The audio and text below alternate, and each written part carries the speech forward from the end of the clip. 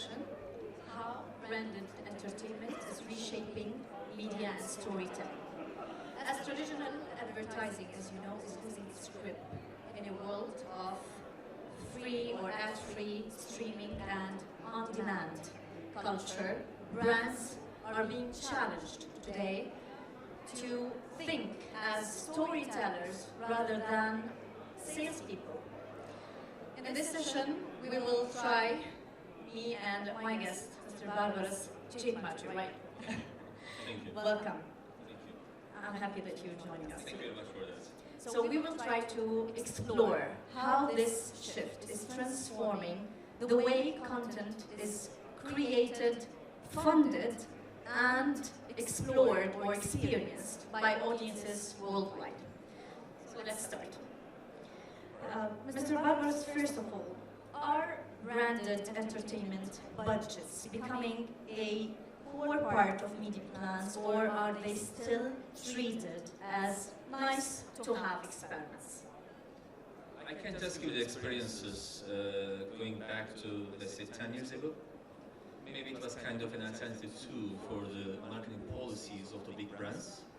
But when you think about the overall development in the content industry, it's kind of becoming, not nice to have, but it's kind of having a kind of standard tool. Since I am quite close to the leading media planning companies, as you already know, the media planning companies take the role just to manage the whole, let's say, the reach of the brand's message. So right now, with this strategic partnership we have in place, is that it's kind of given nowadays. If you allow me, I'm going to give some examples about that. As you know, everybody is watching some content. And even in the free TVs or the digital platforms, especially with the COVID thing, we spent sizable time watching series, documentaries, docu-series, you name it. So I think the issue when it comes to the brand's understanding is the casts who are taking place in this content. They are the role models. So you can definitely gauge this in various ways, but what I see is this role modeling thing is also helping us to create the, let's say, the most organic link between the brands and the content and the cast. So it even goes beyond, where you can also move this kind of the communication line you are setting, taking it on an individual basis with the celebrities, or what we call them as personalities, for their solo experiences. Because at the end of the day, we are, I think, heavily driven by the social media. So that is, one of the outputs I can call as influential for brand entertainment. Okay, let's go more into details, Mr. Barbaros. Going through the introduction of iContent, the company you manage and you run, it explains how integration process works between all these parties that you mentioned. Can you just explain more how are media agencies and production houses collaborating differently today to deliver this kind of content? And what are the challenges here? I think the biggest challenge comes at the end, or maybe throughout the communication, the conversation, is the cost. It was much cheaper 5 years ago for the brands. Only 5 years ago. Exactly. Now it's more expensive under today's conditions because everybody is right now aware of what's really happening. Besides, the production houses, and I think I will also add media agencies, the production houses, plus the, let's say, the broadcasters. They are front of the free TVs. So when you just take all into consideration, it comes to the point that first, the production is expensive, and on the other hand, if you just take the Turkish example, when the production is expensive, the only way is just to look for the reach of this content. That means exportation. As you know, Turkey stands at the top 3 in terms of the exportation of the series, which is one of the biggest assets under the soft power. But And it is, since it's too expensive, the production houses, the platforms, or the broadcasters as a whole, they are more aligned on what we are trying to do. So they are trying to put some revenues throughout this journey to mitigate the cost, but just to make it in the most organic way. At the end of the day, we are inserting a commercial in the content. So we need to also keep it in the most organic way. When I mean the organic way, if I'm just drinking water here, if I just put another brand, and it's just product placement. If you and me are talking about the water itself, it becomes an integration. So this integration also makes us just, if I am you as a character, if I'm just having this water on a repeated basis, on a consequent basis, not only in one episode, in one part, but in a continuous phase, then it becomes like a habit. So as you might know, that let's say the consumers, that let's say the end users are definitely following the messages given by the characters, so they are also changing their habits. Yeah. So I think the They need to ecosystem. trust them. They need to trust them. Exactly. It should be artificial in a way that actually now I'm drinking that water, but in another event or an organization I'm having something else. It shouldn't be that way. But anyway, we are not, of course, limiting the people, but on the other hand, since we are spending sizable time watching the series, watching the content, any kind of content, not only in the free TVs or the platforms, even on the YouTube, social media accounts, Instagram, TikTok, Facebook, you name it. If you have this cooperation, it definitely has an influence. As I mentioned before, brands today, Mr. Barbaros, are challenged by thinking as storytellers rather than salespeople. Yes. That's why, is it a challenge also to avoid turning the content to commercial? Because, I mean, content from storytelling to commercial. Because sometimes it ends up just by saying or trying to say that this brand is good, you know? So the storytelling is somehow, it's out of its box. I mean, it's just going commercially. Difficult question, which I am trying to answer all the time actually now in this journey. As I just told you behind the stage actually now, I just told you that I was a banker for 20 plus years. So I know how the ecosystem works. I know how the ecosystem should work or could work. Brands, since on the other side of the table as the brands, they are definitely telling a story. If you're a brand which wants to infiltrate the markets, if the market is too competitive, if there's a kind of a product differentiation or a kind of a mix, even you can just give an example in the right way, I think they are also very aware of the fact that it is one of the most direct ways just to communicate this message. And storytelling should come in a way that it should not also jeopardize the overall understanding of the consumer before watching it on the series. So we need to be very careful about that. My company is trying to manage the process of integrating 90 plus brands, briefs, stories, ideas, experiences in the content. And these are really local brands, but also most of the multinational brands. I think it came to an understanding that you should be really careful about this. And I don't know if you have the information how it started. It was back in 1950s. It was, in one of the movies, 9 o'clock cable, they didn't wear a shirt. So I think then the whole market said maybe if you stop wearing shirts, in the shirt actually now, for a typical one, so maybe it's better not to buy it. So it just came from the other way around. So as I said, actually, we need to be very careful.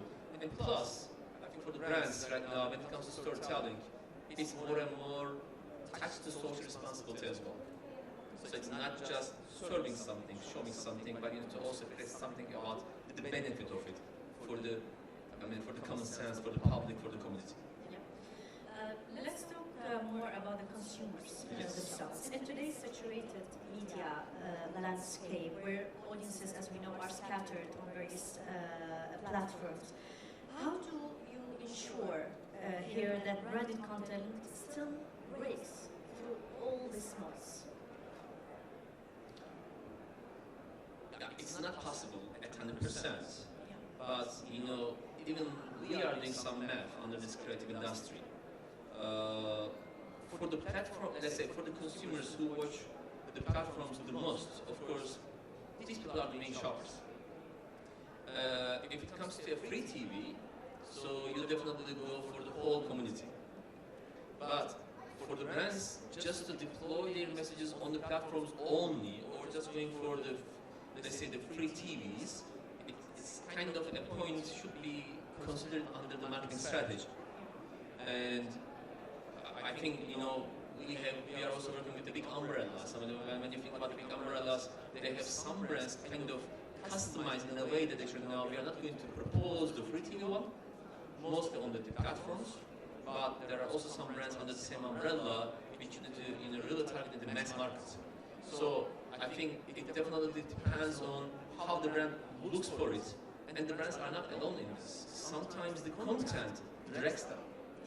So it's not only one brand has an idea, I want to integrate a message in the content, you know, for that series or for that with that celebrity. Sometimes it's just the other way around actually now. Sometimes the content which has high ratings, very broad reach, it even sold to many international markets, it also puts a kind of an incentive for the brand just to have a look. So, I mean, I know it's kind of a mixed story, but at the end of the day, definitely should be considered under marketing strategy. Yeah, of course. Let me also ask about Gen Z and Gen Alpha. Are brands and all this work, is it adapting fast with how Gen Z and Gen Alpha consume content? You know, like through short form, through immersive or decentralized platforms. I can just give you my experience on that. Of course, that's the overall understanding actually for the industry. I think sometimes we are falling behind. Because, I mean, watching a TV series, I'm going to give you an example in Turkish TV. The Turkish commercial hour is, for the series, is almost 2 hours, 15 minutes. It's 3 times the international commercial hour. So what you're watching here is 1/3 of the original episode that we have in Turkish market. So instead of watching it on the TV with the commercials in it, 12 minutes for each session, 4 times in an episode. So instead there are the Gen Z and the Gen Alpha, if they are interested, they are watching it on the, let's say, on other platforms. So that means the commercials are gone. And depending on your agreement, actually, depending on your agreement with the producer and with the broadcaster, if you cannot arrange it accordingly, that means the integration will also take place in the platform version. It's also gone. So that means you are not reaching the new generations. So they are not traditional, as we know.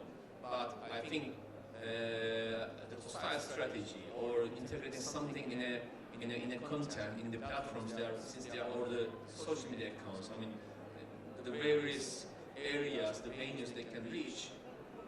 I mean, it takes time, but first we are learning from their way of acting, then we are adapting ourselves. I can just give you the example from that point of view, because since we are working with the independent agencies and the brands directly. Do you see a shift from platform-first strategies, I mean Netflix and YouTube, to personality-first ones, creators, podcasters, and streamers?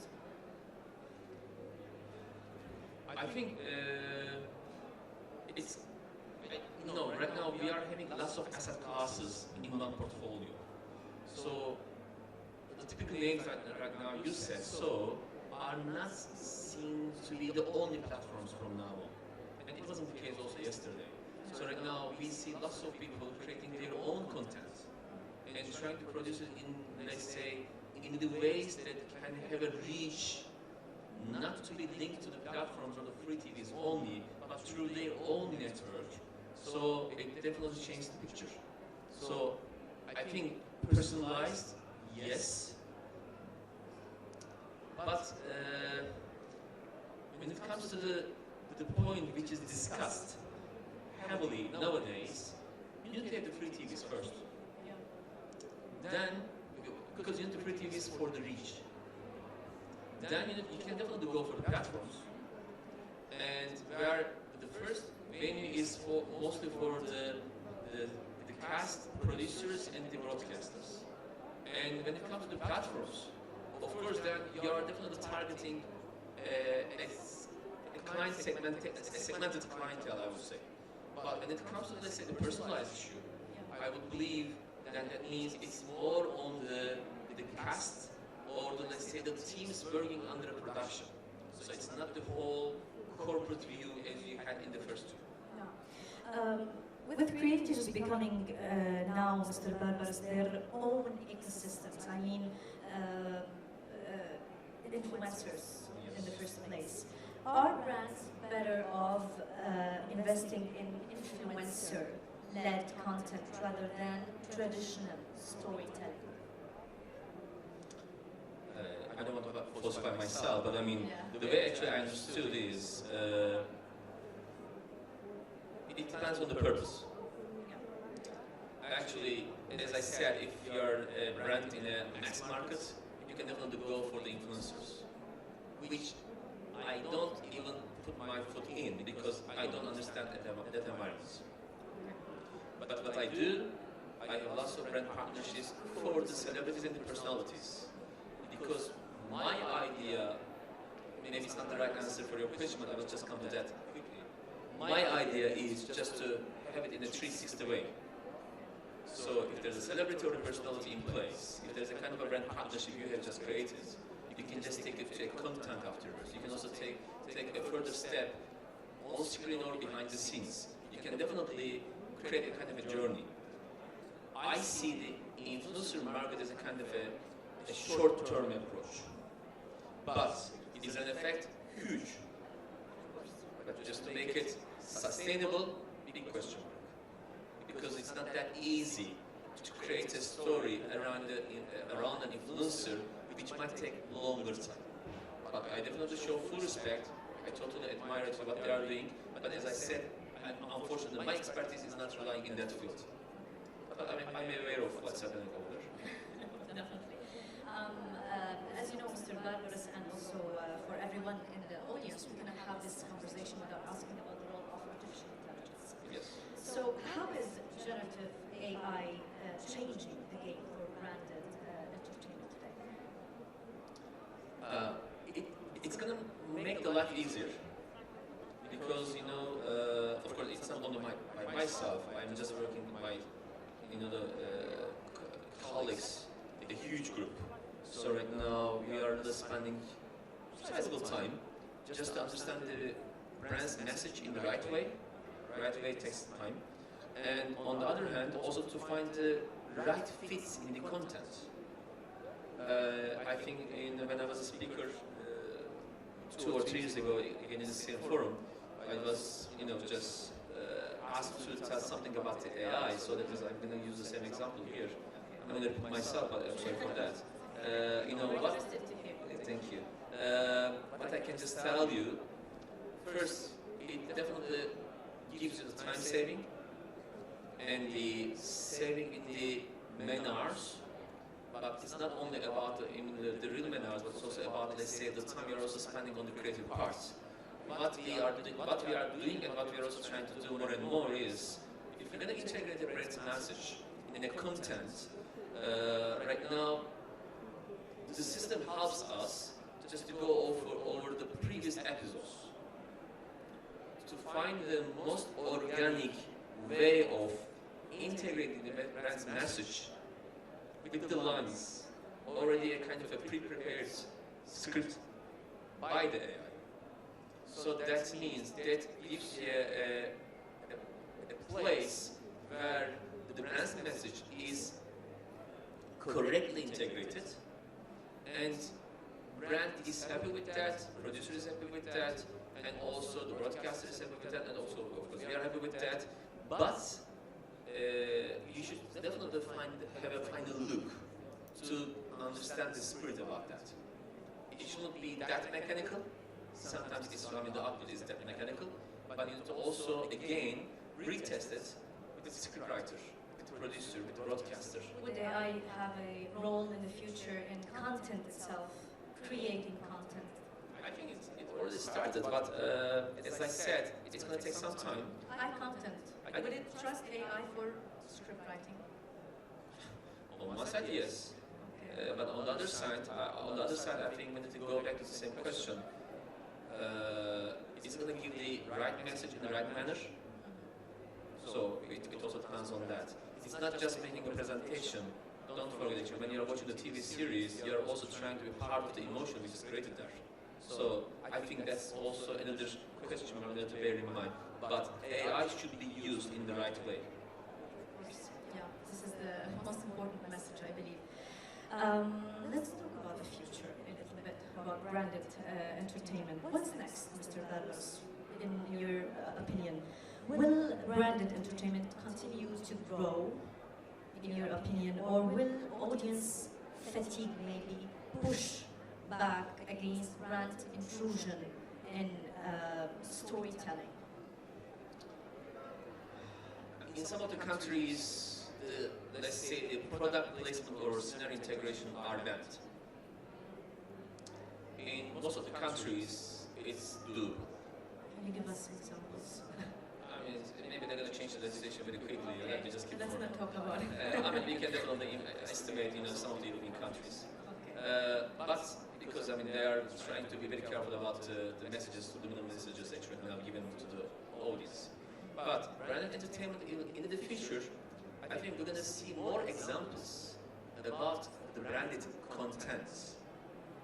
Branded content means that it's something more than, something beyond the integration what we are trying to do. Is creating a story around the brand itself, but fully.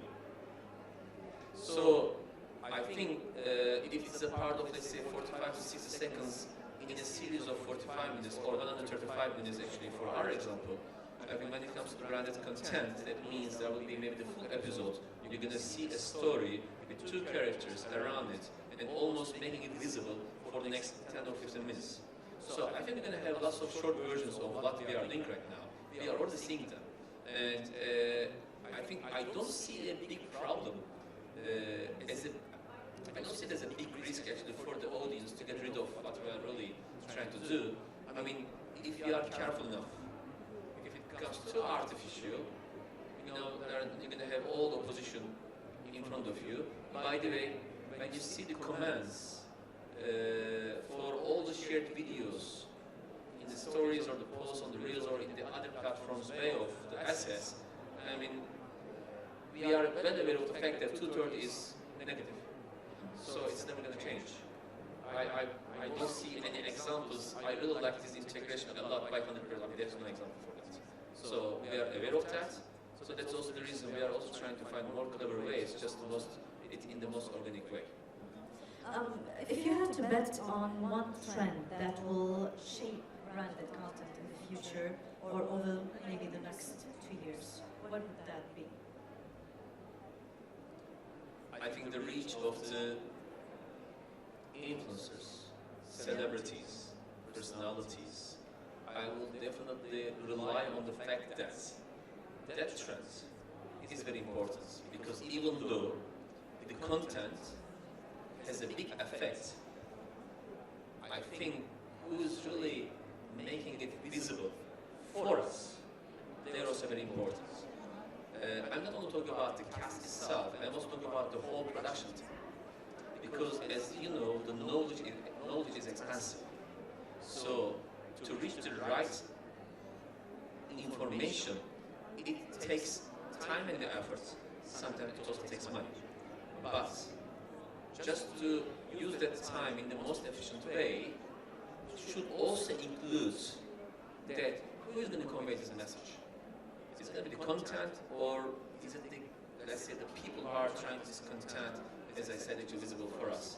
I think in the era of communication, that's important, which is today and tomorrow.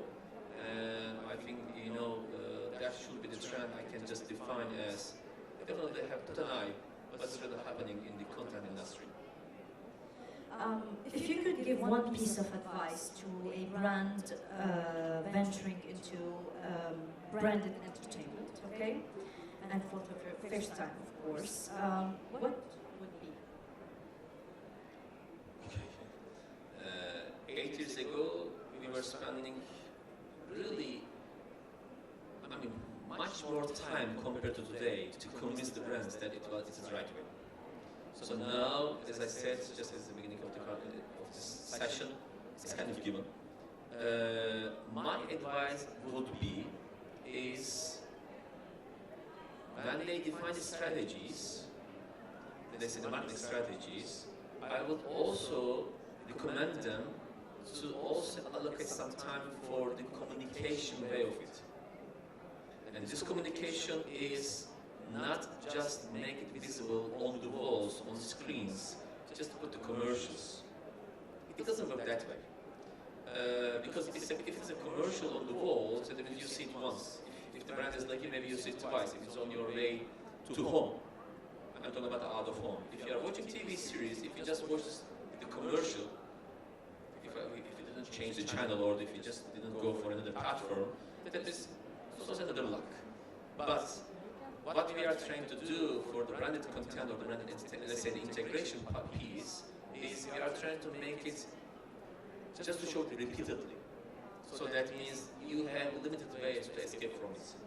We are trying to keep it in the, let's say, when you watch a TV series, probably it's there, but once the scene is shared by the series accounts, celebrities accounts, if we have the rerun versions, what about the rights we are just putting around it, like to put the banners, advertorials, so that means you cannot that easily escape from that rules. So I think the way expanding the communication strategy is also that important, like you just, it's part of, like the marketing strategy or any other strategies you are just building around it. I think we've come to an end. Thank you. Thank you for joining me, Mr. Barbaros. Thank you for hosting me. And I saw the Yes. family name. Yeah, thank you. Okay, thank you, our audience. Thank you for joining us. Thank you for listening. Thank you.